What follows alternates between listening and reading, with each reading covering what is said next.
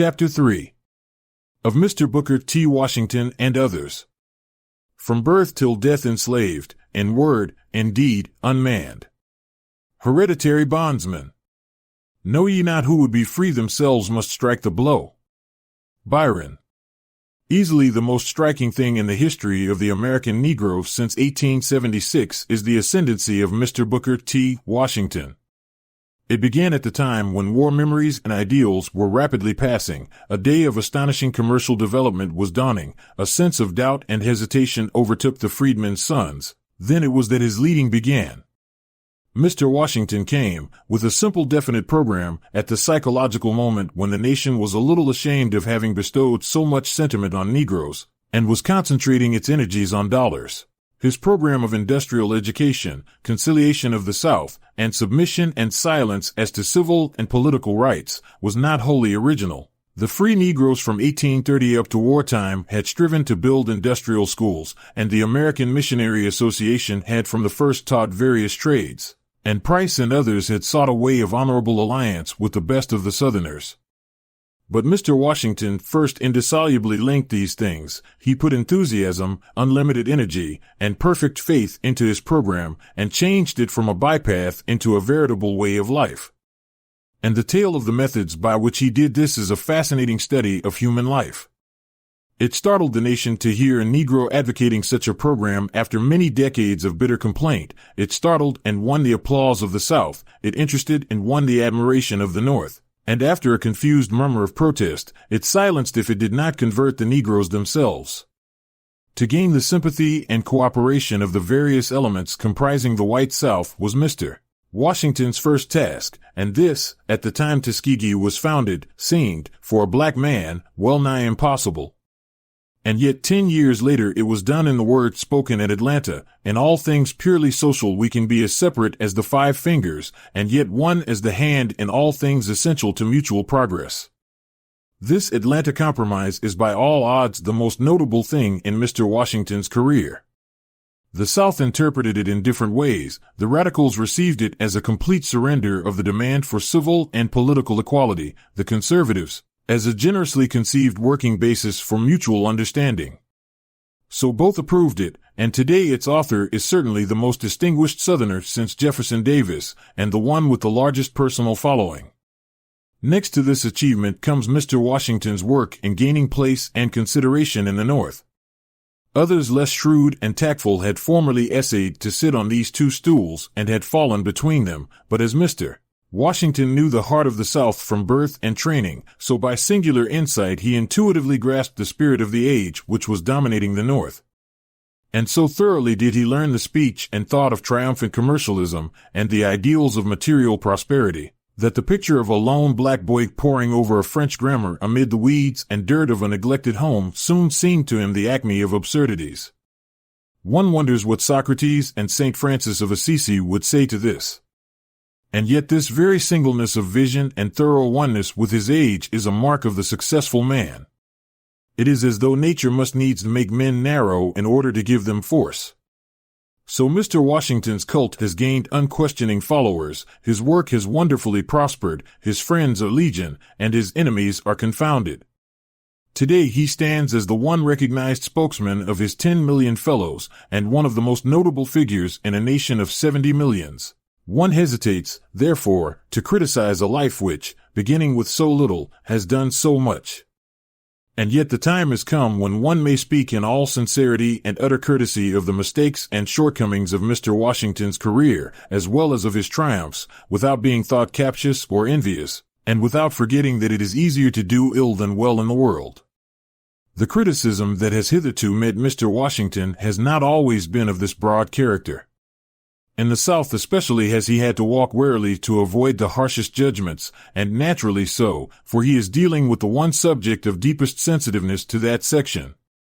Twice, once when at the Chicago celebration of the Spanish-American War he alluded to the color prejudice that is eating away the vitals of the South, and once when he dined with President Roosevelt, has the resulting Southern criticism been violent enough to threaten seriously his popularity. In the North the feeling has several times forced itself into words that Mr. Washington's counsels of submission overlooked certain elements of true manhood, and that his educational program was unnecessarily narrow. Usually, however, such criticism has not found open expression, although, too, the spiritual sons of the abolitionists have not been prepared to acknowledge that the schools founded before Tuskegee, by men of broad ideals and self-sacrificing spirit, were wholly failures or worthy of ridicule. While, then, criticism has not failed to follow Mr. Washington, yet the prevailing public opinion of the land has been but too willing to deliver the solution of a wearisome problem into his hands, and say, "If that is all you and your race ask, take it." Among his own people, however, Mr. Washington has encountered the strongest and most lasting opposition, amounting at times to bitterness, and even today continuing strong and insistent even though largely silenced in outward expression by the public opinion of the nation. Some of this opposition is, of course, mere envy, the disappointment of displaced demagogues and the spite of narrow minds.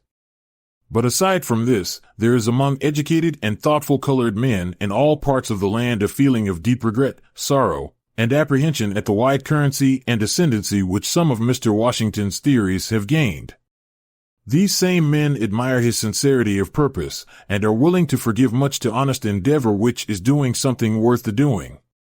They cooperate with Mr. Washington as far as they conscientiously can, and, indeed, it is no ordinary tribute to this man's tact and power that, steering as he must between so many diverse interests and opinions, he so largely retains the respect of all.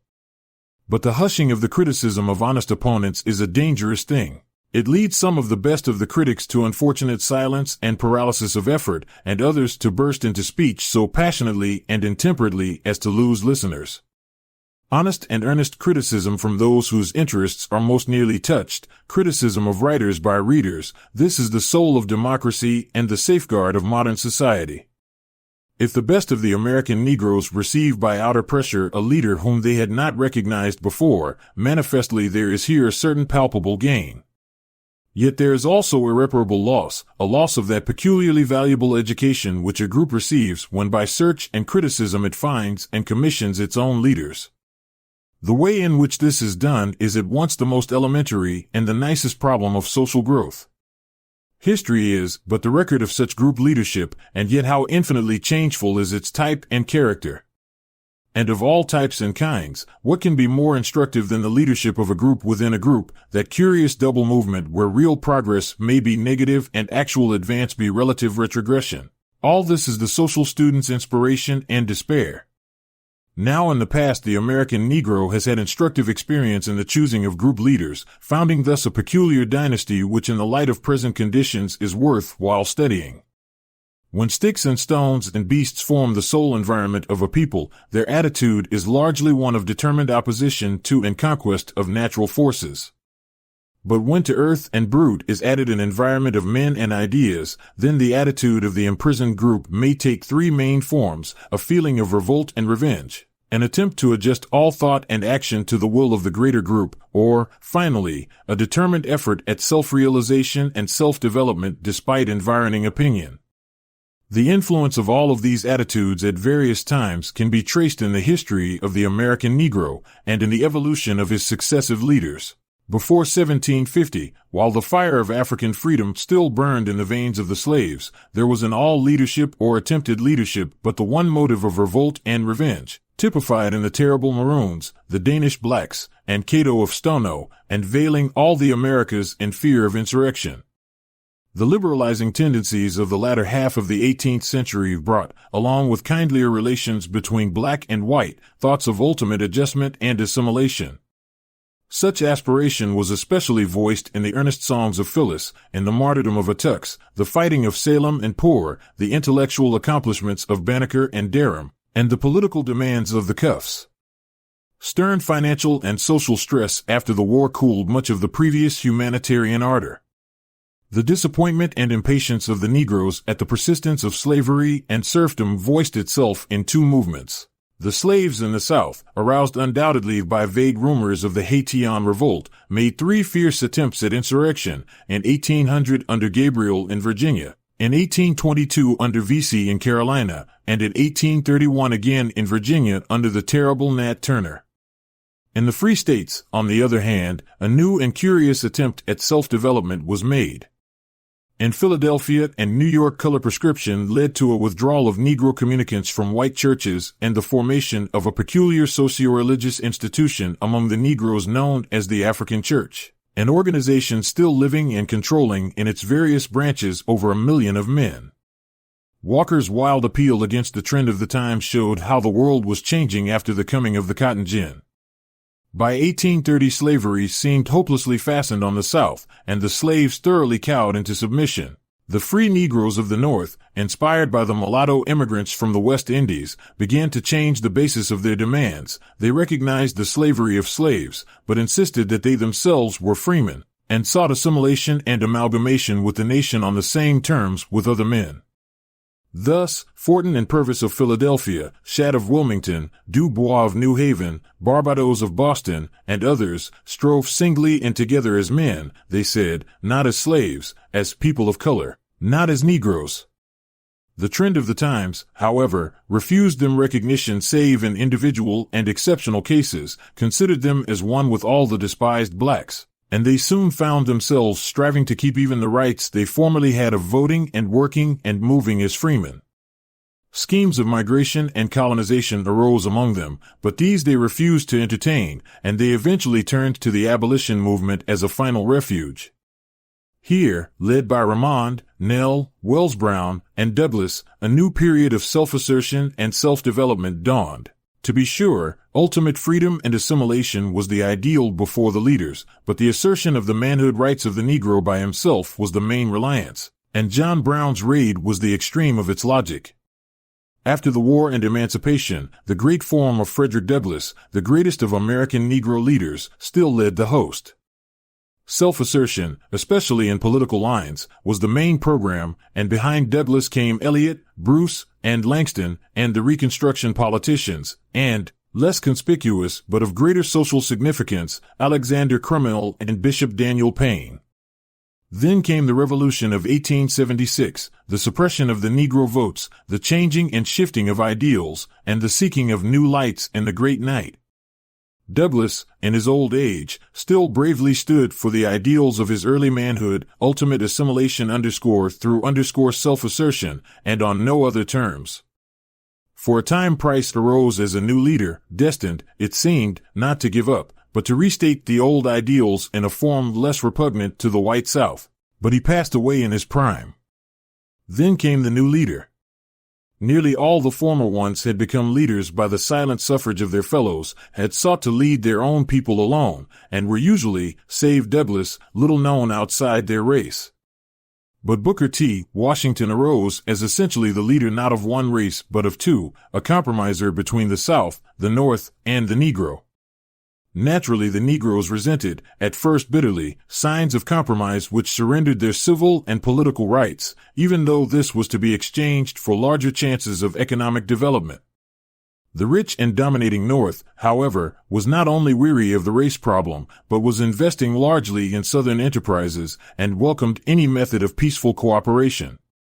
Thus, by national opinion, the Negroes began to recognize Mr. Washington's leadership, and the voice of criticism was hushed. Mr. Washington represents in Negro thought the old attitude of adjustment and submission, but adjustment at such a peculiar time as to make his program unique. This is an age of unusual economic development, and Mr. Washington's program naturally takes an economic cast, becoming a gospel of work and money to such an extent as apparently almost completely to overshadow the higher aims of life. Moreover, this is an age when the more advanced races are coming in closer contact with the less developed races, and the race feeling is therefore intensified, and Mr. Washington's program practically accepts the alleged inferiority of the Negro races. Again, in our own land, the reaction from the sentiment of wartime has given impetus to race prejudice against Negroes, and Mr. Washington withdraws many of the high demands of Negroes as men and American citizens. In other periods of intensified prejudice, all the Negro's tendency to self-assertion has been called forth. At this period, a policy of submission is advocated. In the history of nearly all other races and peoples, the doctrine preached at such crises has been that manly self-respect is worth more than lands and houses, and that a people who voluntarily surrender such respect, or cease striving for it, are not worth civilizing.